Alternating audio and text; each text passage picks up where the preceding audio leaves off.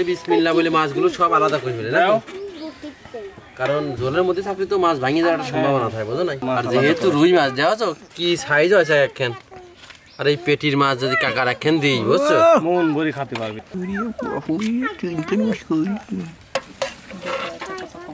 দেওয়া তো বাইক নেই,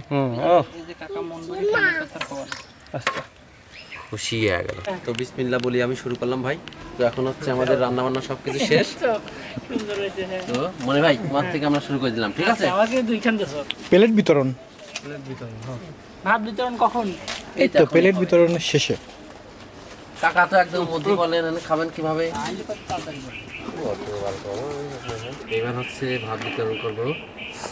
থ্যাংক ইউ। আর না আর কি তো তো এক দিবা মানে? এখন দেবো কিভাবে ডিম ভুনা দিয়ে ভাত খেতে না হবে। না না এই ধরনের না না আমি টুডে আই উইল। ডিমতে ভালো লাগছে না, মাছ খাওয়ার লোভে।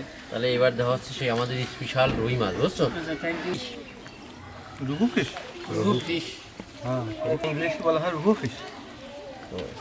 আর দুটি সামনে ফিশিং যদি মেলা কথা তো সেদিন হেল্প করে দিস না।